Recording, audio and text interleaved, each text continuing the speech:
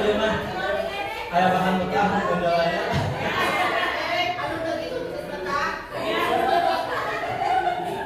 Kita lanjutkan, Ibu Bapak.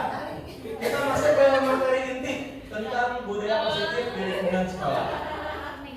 Kita sudah memahami bahwa sebagai pendidik kita diibaratkan sebagai seorang petani yang memiliki peranan penting untuk menjadikan tanamannya tumbuh subur.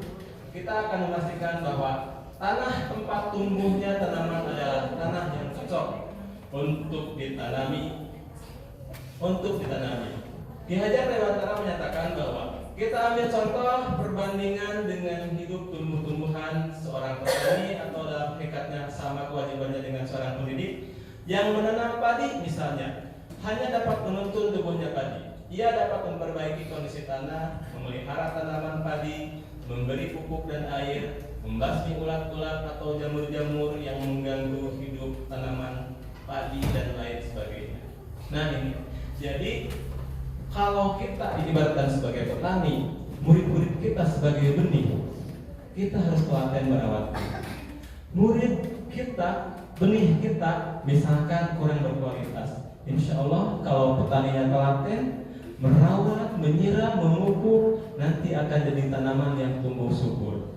Tetapi harus didukung juga dengan lahan yang cocok. Apa lahan itu? Sekolahnya. Harus tercipta budaya positif di sekolahnya. Harus membuat murid-murid kita nyaman berada di sekolah. Tuh. Kemudian menghilangkan hama-hamanya. Sekarang hamanya apa ya kalau untuk murid-murid kita? Malas. Hamanya malas. Berarti nanti harus ditumbuhkan lagi motivasi intrinsiknya ya. Apalagi gadget hamanya? Kan ya? Nggak bisa juga. Tapi seorang ahli mengatakan bahwa anak-anak sekarang itu digital nanti pemilik dunia digital. Kita digital urban, tamunya. Makanya masalah teknologi anak kita lebih cepat. Betul ya? Eta pun anak kelas 5 papatahan ke abdi. Ada mau video naon katanya. Abdi mah biasa. Ternyata tidak heran. Oh, jadi anak-anak sekarang itu digital nanti, pemilik dunia digital. Kita digital urban, tamunya di dunia digital. Lalu harus bagaimana? Dilarang, diminimalisir mungkin bisa, dilarang tidak bisa. Yang harus kita lakukan mengarahkan kembali ke sini, menuntun. Tuh. Makanya di dalam aplikasi HP sekarang di Android gadgetnya ada yang di aplikasi yang positif gitu, supaya anak juga tidak hanya merasakan dampak negatifnya. Gali manfaatnya apa gadget itu supaya tidak sepenuhnya negatif, karena tidak bisa dilarang. Seperti itu. Saya lanjutkan lagi. Nah ini, mari kita berefleksi. Kedah nama itu di instrumenannya, berarti di instrumenan. Biasanya, ya ibu, mulut teng. Ibaratkan coba di sini ada, mana pesan ini.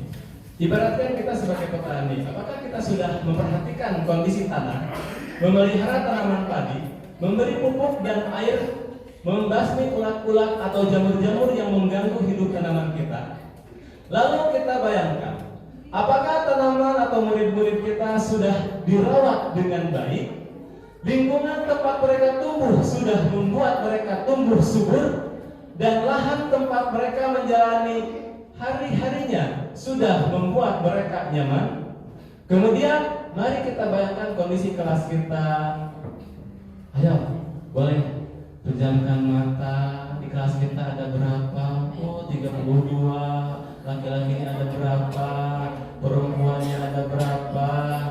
Kemudian apakah ada murid kita yang sering melakukan pelanggaran? Apakah ada murid kita yang suka mengejek atau memperolok-olok temannya? Apakah ada murid-murid kita yang senang ketika melihat temannya salah? Perbuatan apa yang masih sering dilakukan murid-murid kita yang menimbulkan ketidaknyamanan? Nah, di sini mari kita berefleksi. Tulis contoh, supaya kinestetik. Di pembelajaran berdiferensiasi ada 3 gaya belajar ya. Namun banyak tuh. Hiji visual, 2 auditory, 3 kinestetik. Nah, kayak kinestetikan ibu kurang wabil dibagi. Ini Bapaknya tanya tadi aku saya itu supaya bisa apa ya? Ya bisa coret-coret. ke siapa? Bos ya.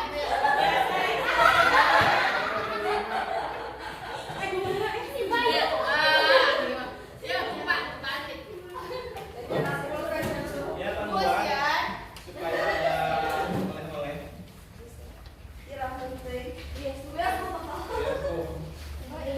Tapi kalau untuk sekarang ini yang ditulis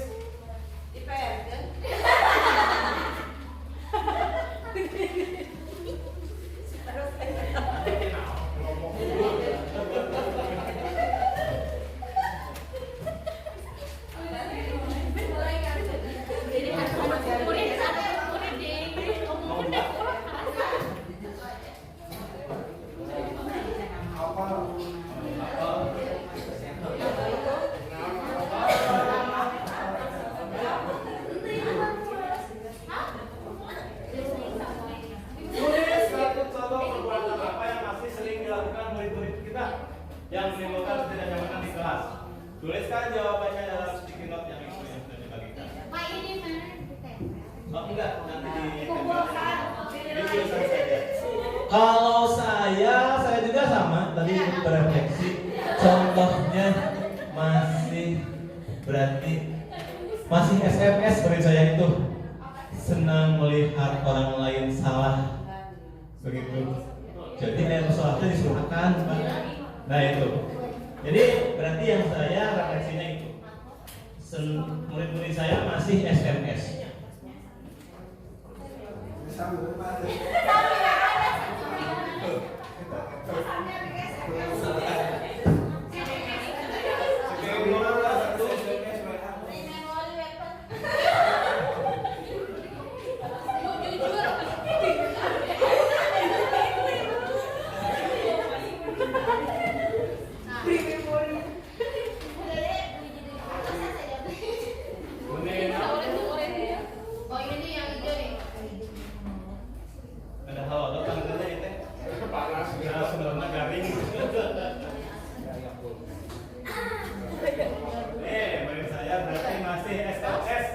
Senang melihat orang lain salah.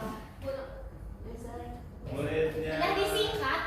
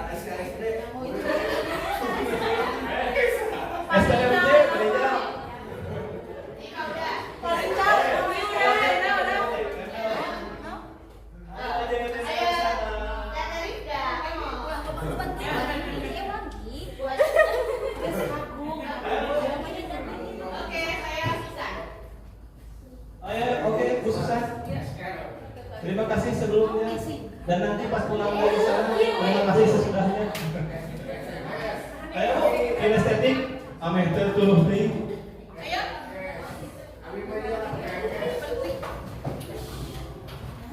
Suka meledek orang lain. SMS. Kemudian mengejek dan ketika diberikan tugas banyak, mengobrol, tidak fokus karena memperhatikan teman-temannya, melempar kesalahan kepada orang lain, lempar batu. Masih ada yang suka membuli teman dengan kata-kata menurutnya hanya main-main, suka keluar masuk kelas, suka menangis akibat dijailin temannya, suka mengganggu teman yang lain sedang belajar. Ada yang masih atau selalu mengganggu temannya yang sedang sungguh-sungguh belajar, suka berbuat gaduh, caper, suka mengajak ngobrol. Aduh Bapak, terima kasih Bapak.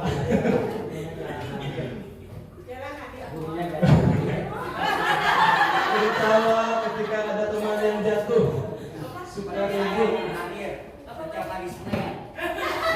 cerewet, mengobrol ketika guru menerangkan. Subhanallah, luar biasa, alhamdulillah. Terima kasih Bapak Ibu.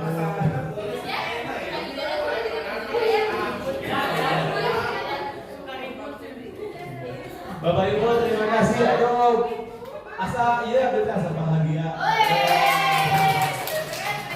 Bapak bahagia, bagaimana dengan Ibu?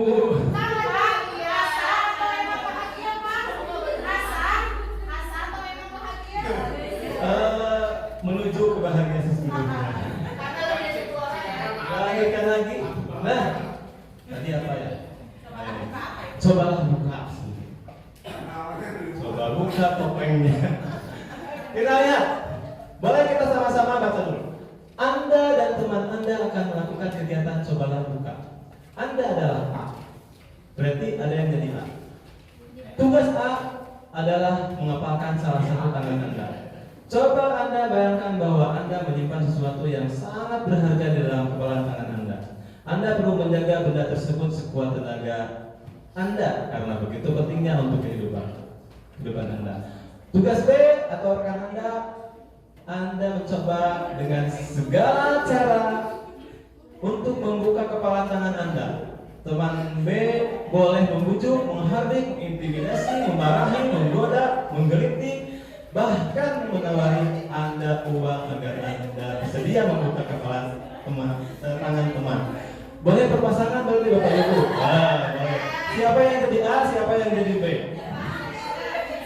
Yang A berarti cimpang dulu, jangan sampai dibuka. Boleh itu sebut dulu. Siapa yang mau jadi A? Sudah, Ibu? Sudah berpasangan?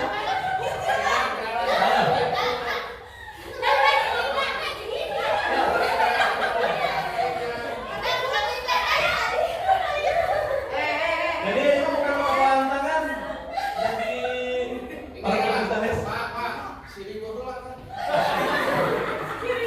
Nah, kita lakukan yang selanjutnya. Cobalah lakukan kegiatan cobalah buka di atas dengan tes secara bergantian.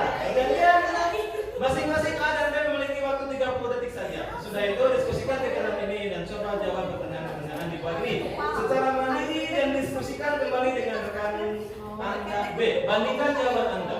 Apakah berbeda atau sama? Bagaimana berbeda? Kita melihat. Apakah Anda atau B membuka kepala tangan Anda? Mengapa? Apa alasan Anda atau B membuka kepala tangan? Pada akhirnya benang diolok atau benang dibuka? Bukan dua. Apakah B menutup kepala tangan Anda? Mengapa? Apa alasan Anda atau B menutup kepala? Atau kekeh B udah dibuka? Nukati lu. Dalam kegiatan ini sesungguhnya siapa yang memegang kendali atau kontrol untuk membuka atau menutup kepala tangan? Kita lihat selanjutnya. Nah, di sini ada tanggapan reflektif. Kemungkinan jawaban kita terhadap pertanyaan pertama dan kedua bervariasi. Pasti ada yang bersami. Nah, pertanyaan ketiga, siapa yang sesungguhnya memegang kontrol? Yang menutup kepala tangan atau yang berusaha dengan segala cara untuk membuka kepala tangan hanya? Kita lihat di sini. Tentu kita sendiri yang memegang kontrol atau kepala tangan kita. Apakah kita membuka atau menutup kepala tangan? Itu bergantung pada diri kita masing-masing sesuai dengan kebutuhan dasar saat itu. Ya, intinya apa ini? Jadi kitab yang menentukan diri kita. Ayo pasang target sebaik mungkin. Tahun depan saya masuk ke 3K. Amin. Oh. Tahun depan saya masuk CGP angkatan 8. Amin. Nah, amin lah. Asa.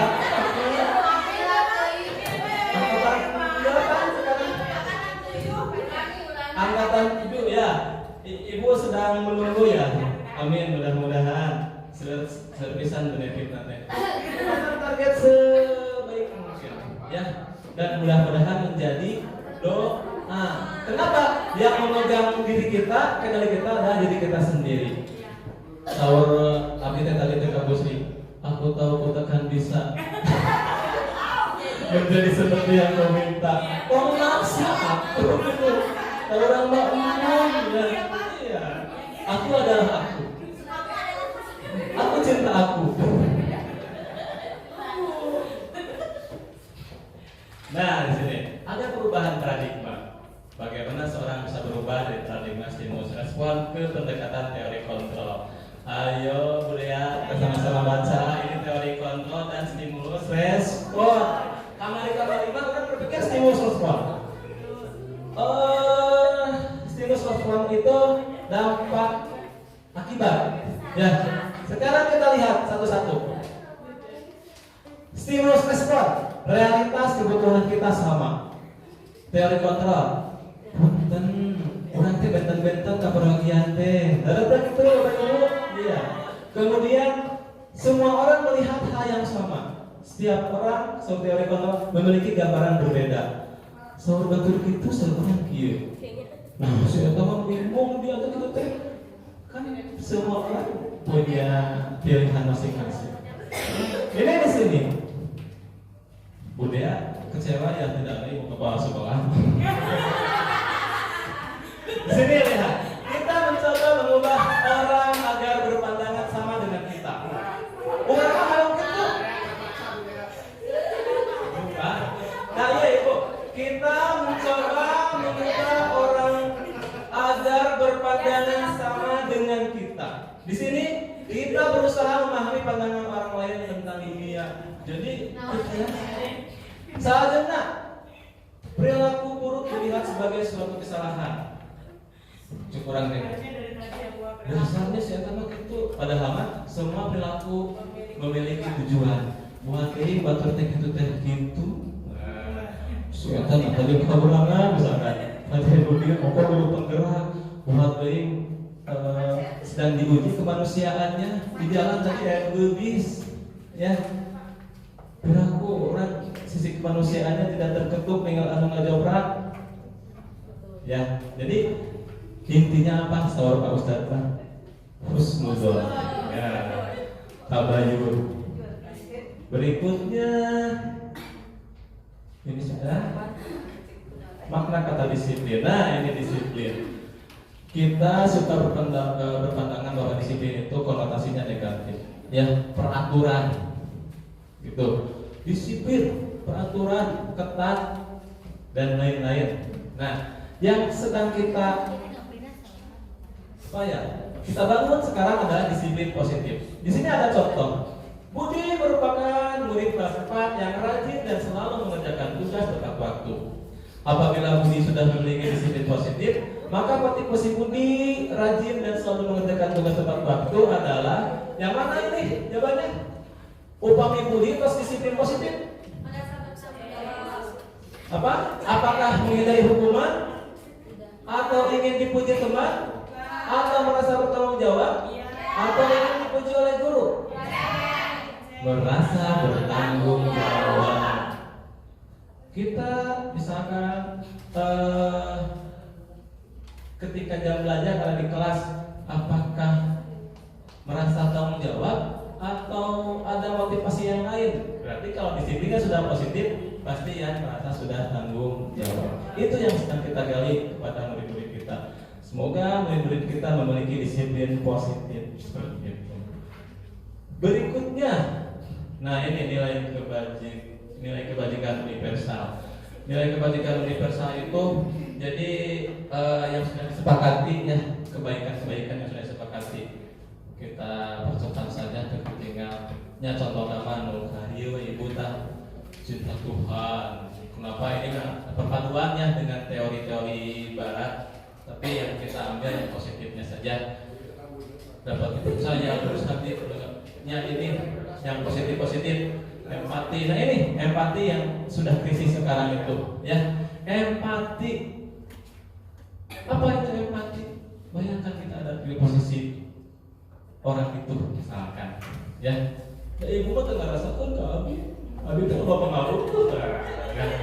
Mudah-mudahan kita bisa jadi orang yang berempati dan dikelilingi oleh orang yang empati. Murid-murid kita punya empati tinggi. Contohnya, berarti kalau lihat temannya jatuh, bayangkan kalau dia yang jatuh, membayangkan kalau dirinya sendiri yang jatuh, itu empati. Terus krisis enak empati. Nah ini nilai kebajikan universal, peduli, rajin, integritas. Yang kesana-kesananya ada teori motivasi. Nah ini teori motivasi, hukuman dan penghargaan. Orang melakukan sesuatu ada motivasinya, menghindari hal, ingin mendapat imbalan atau penghargaan, reward punishment ya, menjadi orang yang mereka inginkan dan menghargai diri sendiri. Kemudian di sini ada hukuman dan penghargaan, hukuman, konsekuensi dan restitusi. Nah, sekarang yang sedang dikenalkan adalah restitusi. Ada perbedaannya. Di sini ada. Nah, ini pengertian restitusi. Restitusi itu proses menciptakan kondisi murid untuk memperbaiki kesalahan mereka sehingga mereka bisa kembali pada kelompok mereka dengan karakter yang lebih kuat. Nanti ada ininya contohnya. Ini perbedaannya. Hukuman mah iya tak?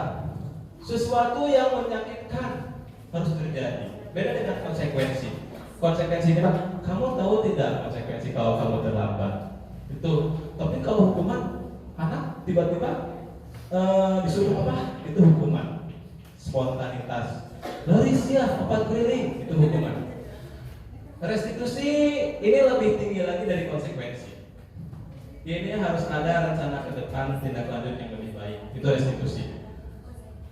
Nah ini masih perbedaan hukuman di sana ada ya? Kita skip lagi. Nah ini dihukum oleh penghargaan. Asa anehnya gue bahasanya dihukum oleh penghargaan. Kita lihat saat kita berulang kali menjanjikan hadiah kepada anak-anak agar berlaku bertanggung jawab, atau kepada seseorang murid agar mempelajari sesuatu yang baru, atau kepada seorang karyawan agar melakukan pekerjaan yang berkualitas, kita sedang berasumsi mereka tidak dapat melakukannya atau mereka tidak akan memilih untuk melakukannya. Cukuran be, ingat, ibu dikasih permen. Asumsi orang berarti tos mengarah kepada anak itu tidak akan melakukan itu. Itu yang dimaksud dengan dihukum oleh penghargaan. Dan ini tidak baik. Kenapa? Untuk jangka panjang akan menimbulkan manusia-manusia yang pamrih atau tidak ikhlas gitu. Duh, bentarnya Bapak Ibu tugas.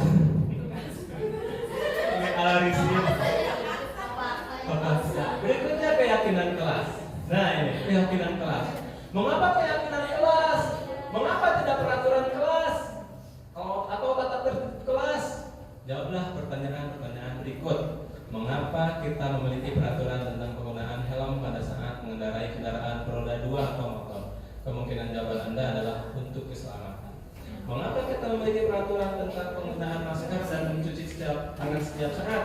Kemungkinan jawaban untuk kesehatan. Nilai-nilai keselamatan atau kesehatan inilah yang kita sebut sebagai suatu keyakinan, yaitu nilai-nilai kebajikan universal yang disepakati secara tersirat dan tersurat, lepas dari latar belakang suku, negara, bahasa maupun agama. Tuh, di sana ada contohnya ya. Nah ini pembentukan keyakinan kelas seperti ini. Jadi keyakinan kelas itu lebih tinggi dari aturan. Kalau aturan begini, dilarang, misalkan di kelas ya, dilarang merokok. Tapi ada keyakinan yang lebih bagus. Misalkan begini, merokok hak Anda, tapi menghirup udara segar adalah hak semua orang. Nah, itu lebih enak cerita. Atau di sana ada contoh keyakinan kelas 1. Bu Sri, coba bacakan salah satu contoh keyakinan kelas di kelas 1.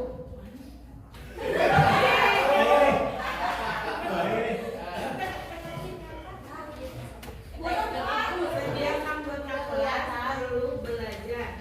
Setiap anggota kelas perlu tenang. Setiap anggota kelas perlu melakukan tugas. Setiap anggota kelas perlu saling menghargai. Setiap anggota kelas perlu merasa aman. Iya, itu salah satu contohnya. Jadi bukan lagi tata tertib atau aturannya, tapi lebih ke keyakinan yang tujuannya ya tadi yang sudah dibahas itu. Kemudian berikutnya ini kebutuhan dasar manusia. Kalau saya melihat ke sana, ada yang apa? Tadi ada yang menuliskan suka ribut. Berarti kebutuhan dasar yang belum terpenuhinya adalah kesenangan. Ya, panginten murid kurang teh kan gaya belajar beda-beda. Kadang sudah garetek benar. Jadi kebutuhan dasar kesenangannya sudah kurang terpenuhi. Akhirnya ribut. Kemudian di sini ada yang caper, saling perhatian. Ini nih penguasaan. Ada yang seperti itu, murid itu banyak ya. Pak, Pak. Dia ingin diberi kepercayaan. Dia ingin diakui bahwa dia bisa. Itu penguasaan, kebutuhan dasarnya. Kemudian kebebasan. Tuh, misalkan di kelas ayo duduk yang rapi. Ya kita ini tinggal baru rahmat. Berarti itu kebebasan. Kemudian ini, iya, bete, butuh tatih tayang, dan kasih sayang. Ini juga sama kebutuhan dasar manusia. Itu termasuk bertahan hidup. Kemudian, ya slide ke berapa? 37.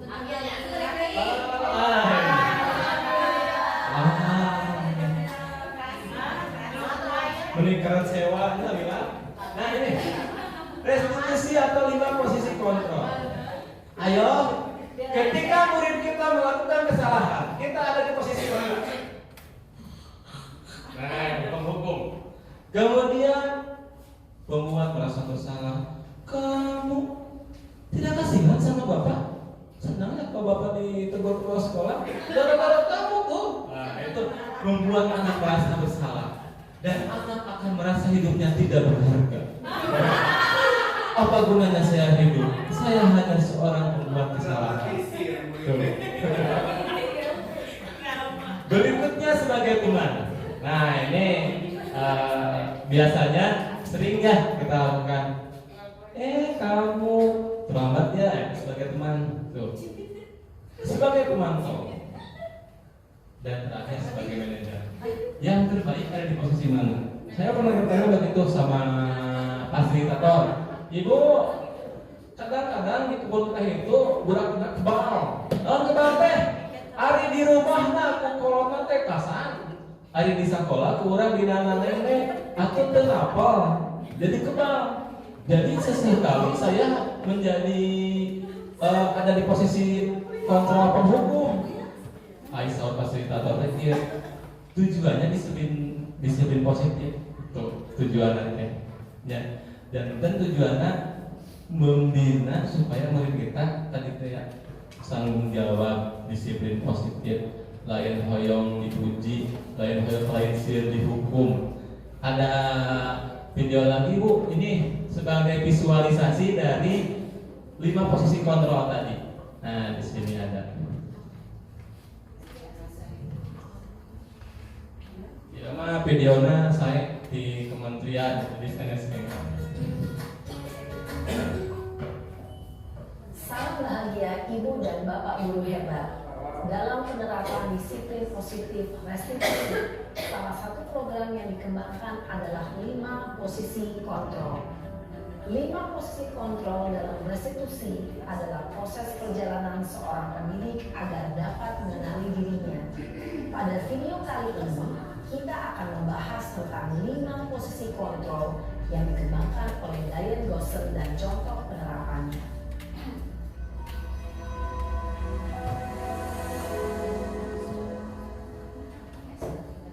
5 posisi kontrol itu adalah 1. Posisi penghukum, 2. Posisi pembuat merasa bersalah, 3. Posisi teman, 4. Posisi pemantau atau monitor, dan 5. Posisi manajer. Untuk lebih memahami kelima posisi tersebut, mari kita saksikan kasus Naren yang terlambat hampir 20 menit di sekolah dan melihat bagaimana Ini contoh kasusnya, si Naren anu kasiangan. masalah tersebut.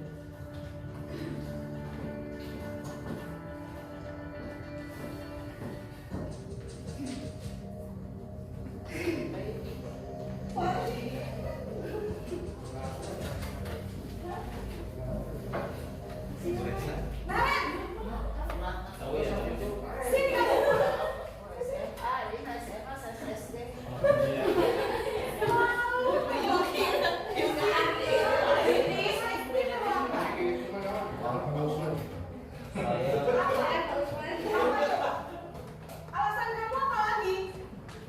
Kapan sih kamu tidak terlambat? Malas sekali ya kamu jadi anak. Saya Dasar pemalas. Gak kapok-kapok sih kamu. Sudah berapa kali terlambat? Sana, kamu keliling lapangan basket 2 kali. kenapa saya harus beli 18 Bu? Kenapa?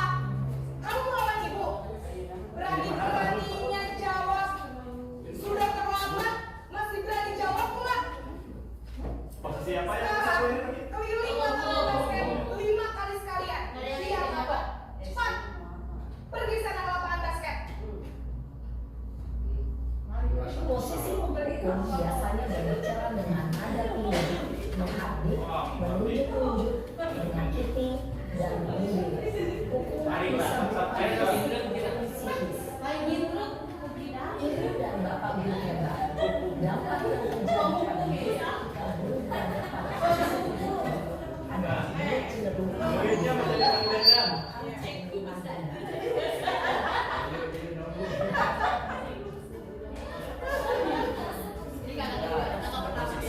Merasa bersalah.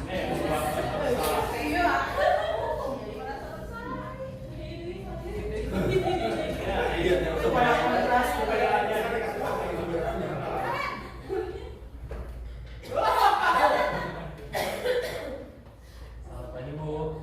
Naren, kamu kenapa terlambat lagi, nak?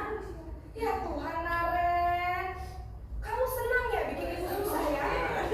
Kalau kamu terlambat lagi, nanti ibu yang ditegur bapak kepala sekolah, nak.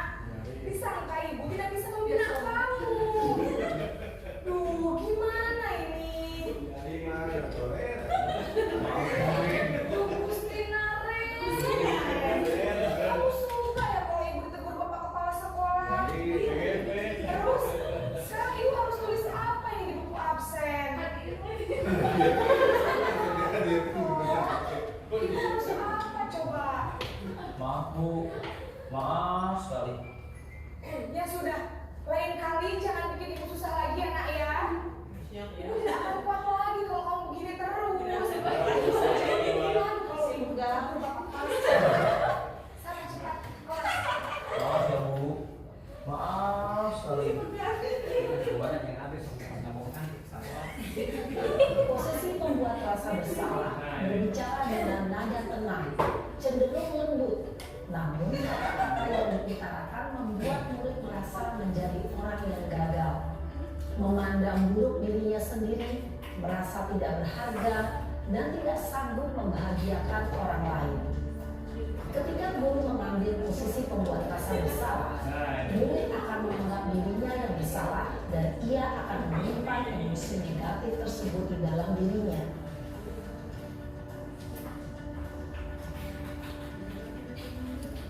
Posisi 3 posisi teman. Bye.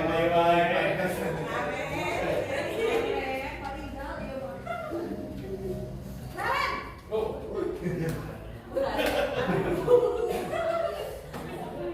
Selamat pagi Bu. wah, sudah jam berapa ini, Nan? Selamat pagi ya, sayang. Iya Bu.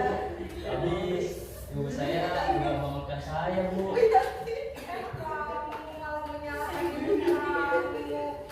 Kamu Kalau orang mah posisi teman kita bagus. kok terlambat sih? Iya Bu. Saya memang terlambat bangun tadi. Jadi biarpun saya lari kencang, tetap gak kekejar Bu. Ya sudah sana. Nanti lain kali larinya lebih kenceng lagi ya. Terlambat lagi. Mungkin sih ibu lebih ibu. Bisa kan? Bisa lah Bu. Ya sudah sana masuk kelas. Ibu beresin urusan absen kamu. Kamu ini ada-ada saja. Dalam aksi teman, guru berbicara dengan nada suara ramah, akrab, cenderung bersendal gurau untuk menjaga suasana tetap santai.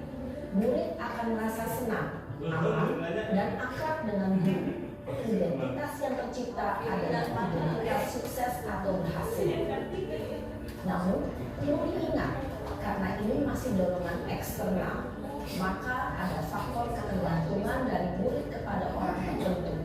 Di sini, guru absennya, sehingga lain waktu, murid bisa berperilaku baik, namun hanya kepada orang-orang tertentu saja.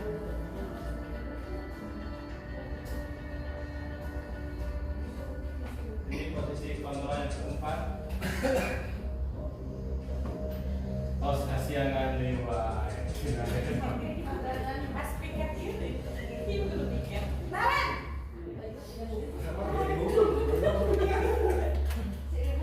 Selamat pagi Bu. Naren, apa peraturan sekolah kita tentang jam berapa kita harus masuk sekolah, nak? Kita harus di sekolah jam 7 Bu. Iya betul, sekarang sudah jam 7.20. Naren sudah tahu konsekuensinya jika terlambat hadir. Paham Bu. Saya harus tinggal kelas pas jam istirahat selama 20 menit. Iya benar, konsekuensinya demikian. Jadi nanti jam 9.30 pas istirahat, kamu harus tinggal di kelas, kerjakan tugas tambahan untuk ketertinggalan kamu, ya? Baik Bu.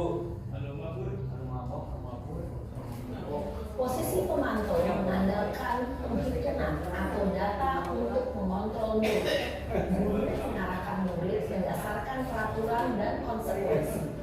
Seorang pemantau menunjukkan bahasa tubuh dan ekspresi wajah yang datar dan cenderung normal.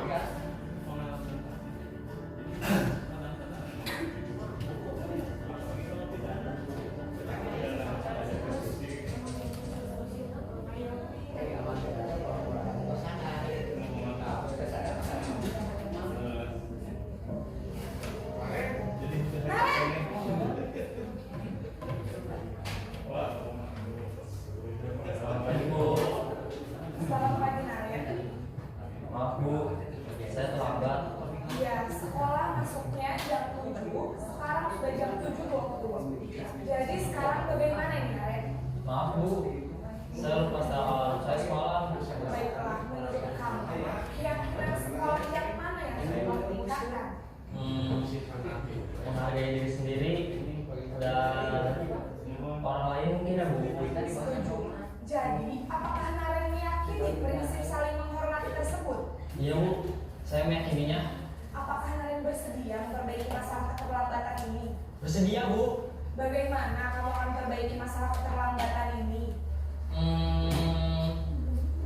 Saya akan coba untuk tidak lupa menyetel alarm saya Bu.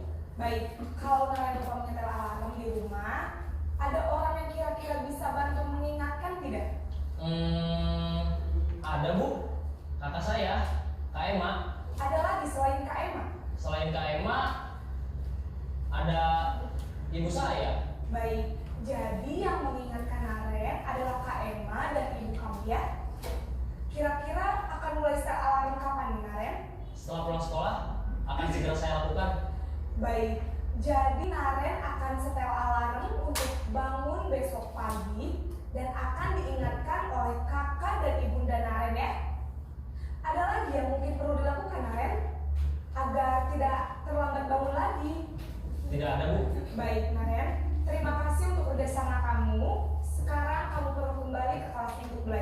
Baik Bu, terima kasih.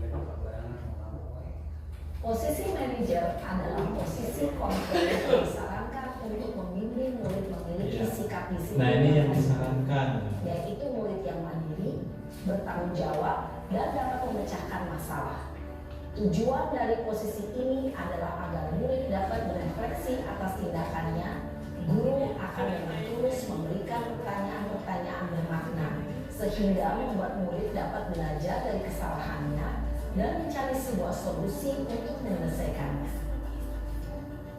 Ibu dan Bapak guru hebat, setelah mengamati adegan kelima posisi kontrol tadi, kira-kira posisi mana yang paling ideal?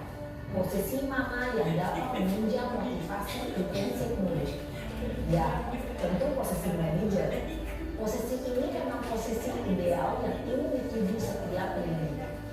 Pada posisi inilah, guru dapat menerapkan disiplin positif yang berpihak pada murid, yang mempertingkatkan murid. Perjalanan seorang pendidik tentunya tidak mudah untuk sampai pada posisi seorang manajer. Namun, tujuan kita pasti, yaitu menciptakan murid-murid yang mandiri, merdeka, dan bertanggung jawab. Semoga penggambaran 5 posisi kontrol yang telah diperlihatkan ini dapat menjadi ajang refleksi bagi kita semua, agar dapat terus mengasah dan menerapkan disiplin positif yang memerdekakan murid. Mari terus berlatih dengan semangat. Selamat menerapkan.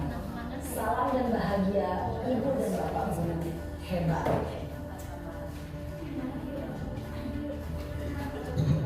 Atas gambarnya Bu ya, 5 posisi kontrol ketika murid kita ada yang melakukan kesalahan.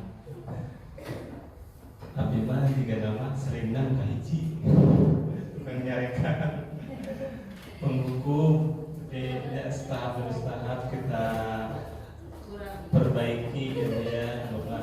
Nah, yang berikutnya berarti ini restitusi 5 posisi kontrol. Ini istilahnya segitiga restitusi. Ada di situ ya.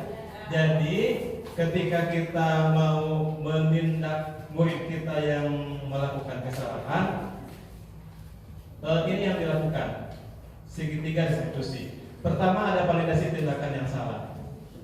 Aloskeun alasana, nah jeung kasiangan, tetapi nah kamari bolos tidak ada kabar. Tuh.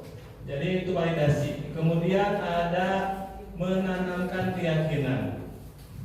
Kedahna kumahanya kami ngalanggar itu berarti keyakinan mana anu tos ngalanggar.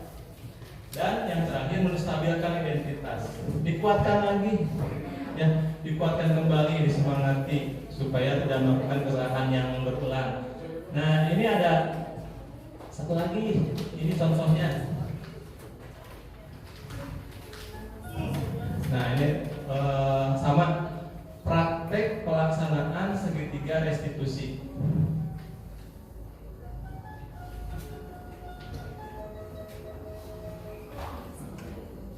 Ya teh Bu orang mana? Kebumen maksudnya lapor teh. San kantor pernah tapi alhamdulillah. Nah ini penerapan segitiga restitusi.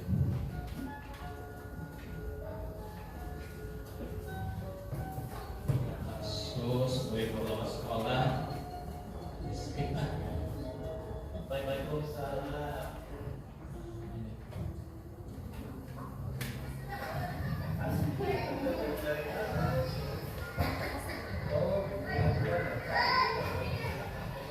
Ini kemarinnya tidak masuk. Nah.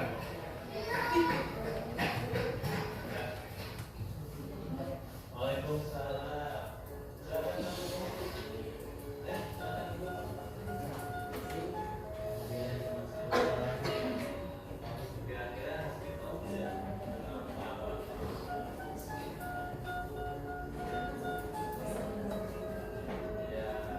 Iya, Pak penanganannya.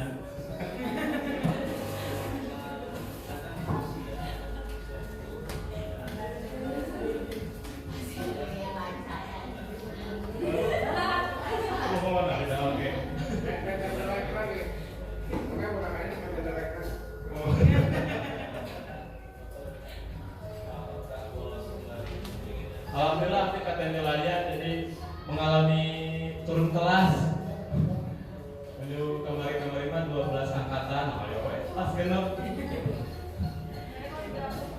Ini mah di kelas 4. Lagi.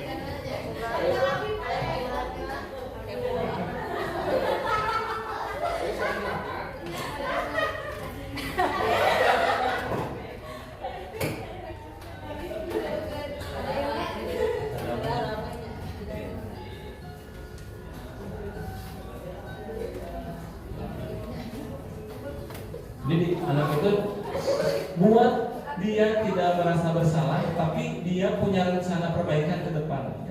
Misalkan begini, sesekali salah itu nggak apa-apa, Bapak juga waktu sekolah pernah. Yang penting kita mau memperbaiki bagaimana ke depan supaya tidak diulangi lagi.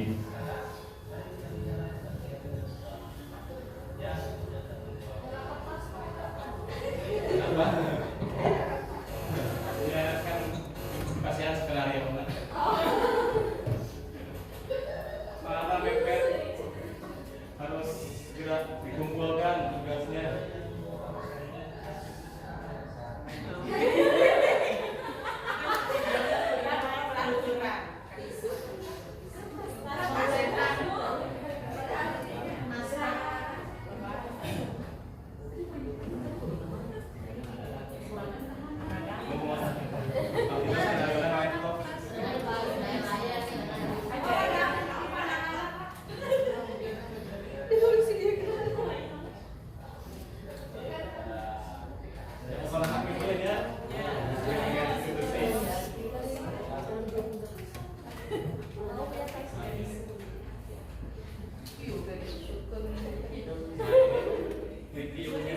Jadi hari ini kita belajar pertama disiplin positif.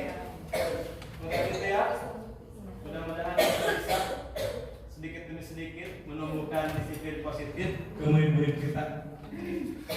Jadi mereka berbuat baiknya tujuannya karena mereka sudah ada motivasi di dalam dirinya masing-masing. Motivasinya intrinsik yang paling kuat, yang paling bagus sehingga terlahir manusia-manusia merdeka. Jadi merdeka itu dulu kita belum merdeka, cirinya dijajah, diperintah. Kalau sudah merdeka mah tidak ada juara. Misalkan nanti di rompok kebun anak, terus depan tacan, berarti masih tidak di juara, belum merdeka. Kalau sudah merdeka, disiplin positif, motivasinya intrinsik, sudah dari dalam diri masing-masing kuat. Tuh. Kemudian yang kedua, teori motivasi hukuman, penghargaan dan restitusi. Tadi saya ada 3 ya teori motivasi itu. Kemudian perbedaan hukuman, kemudian penghargaan dan restitusi. Ada tadi konsekuensi. Kemudian keyakinan kelas. Sebelumnya kita mengenal peraturan kelas atau tata tertib kelas. Sekarang boleh kita bukan diganti ya, disesuaikan. Jadi lebih kalimatnya lebih positif, tidak dilarang, tidak boleh, setiap siswa harus. Nah itu lebih ke peraturan. Kemudian kebutuhan dasar manusia tadi ya, ada 5: kesenangan, penguasaan, bertahan hidup. Kemudian 5 posisi kontrol yang tadi dan segitiga restitusi. Selama aya keneh ieu naon teh refleksi, tapi Bilinson dan Teing aku ambil dikieun we. Jadi refleksi nanti kieu. Disuruh buat trapesium segitiga umur sampai usia tamat sekolah. Misalkan Abi dari 7 tahun sampai 24 tahun lulus sarjana, ke sana ditarik garis usia kerja dari 24 sampai 60 tahun. Kemudian di sini usia pensiun sampai meninggal misalkan. Nah, disuruh buat satu kejadian positif dan negatif selama sekolah. Kemarin yang saya ingat ternyata ya teh manfaatna kang Abdi punya pengalaman positif. Naon butuh SMP kelas 1 kedua guru biologi betul-betul tidak pernah marah tapi tegas sehingga murid-murid semuanya menyegani. Abdi mengobrolkan ini, menceritakan ini langsung merinding sedih ingat beliau ya, karena beliau begitu sangat menginspirasi ya. Kemudian posisi negatifnya waktu kelas 2 SMP saya pernah di kelas 2, kalau sekarang kelas 8 sedang kosong, tidak ada guru, jam kosong, gurunya masih ngajar di kelas itu. Lalu tiba-tiba ada guru yang sedang mengajar di kelas sebelah dengan suasana capek mungkin ya, sedang tidak baik moodnya, langsung sang gandeng, yuk kabeh di jiliran. Sampai-sampai yang tidak bersalah pun ikut. Nah di sana saya sekali-kalinya pengalaman dijilir guru teh harita, dan sekarang melekat. Yang menjadi introspeksi buat saya, pelajaran buat saya, mudah-mudahan dihindarkan dari hal seperti itu tanpa konfirmasi, apalagi seperti tadi segitiga restitusi ya, didalami dulu kasusnya seperti apa, kejadiannya, alasannya. Ini langsung sang goreng cikiran itu. Nah itu tuh. Nah tadi juga sebetulnya ada kasus seperti itu. Mungkin Bapak Ibu juga pernah mengalami kejadian paling menyenangkan selama sekolah atau sebaliknya. Yang menyenangkan boleh kita lanjutkan sebagai Bapak Ibu guru. Yang negatif mudah-mudahan kita tidak seperti itu menjadi seorang guru. Atau boleh berawal dari teman juga bisa. Kejadian negatifnya pernah dibully atau apa ya, berarti sekarang kita harus betul-betul ke murid itu lebih teliti lagi. Bila ada jadi pelaku bullying, pelaku perundungan, sehingga lahan tempat mereka tumbuh tidak nyaman untuk mereka. Begitupun dengan rekan, mudah-mudahan nanti di sini saya bisa beradaptasi, bisa diterima, bisa menyesuaikan diri, sehingga bisa menimbulkan suasana nyaman khususnya untuk saya pribadi, umumnya untuk Bapak Ibu guru semuanya. Sudah selesai Bapak Ibu, alhamdulillahirabbil alamin. Terima kasih atas segala perhatiannya. Mohon maaf atas segala kekurangannya jadi baca. Aduh, entah dengan cara apa saya berterima kasih ya pada Bapak Ibu guru semua. Mohon Ibu sekapan tanya, tidak ada sesi tanya jawab. Tapi pilih pada diskusi bangga. Usman bagi pengalaman.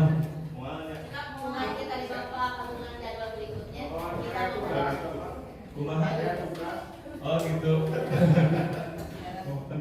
Mohon abdi panginten termasuk masih pertengahan, disebutnya pertengahan, ada guru-guru muda yang lebih kompeten, lebih hebat. Nah, abdi sebagai kakak lah di sini ya, Pak Ari, Pandi, semuanya kita sama-sama. Atau pada yang Bapak Ibu semua yang sudah lebih berpengalaman dan sudah lebih banyak bekal lagi daripada saya, kalaupun ada manfaatnya itu yang diharapkan, dan mudah-mudahan kalaupun ada kesalahannya sudah jelas itu dari keterbatasan, dari kekurangan saya. Mohon maaf. Sekali lagi saya tutup dengan doa Rabbana atina fid dunya hasanah wa fil akhirati hasanah wa qina adzabannar. Wassalamualaikum warahmatullahi wabarakatuh. Oh, boleh.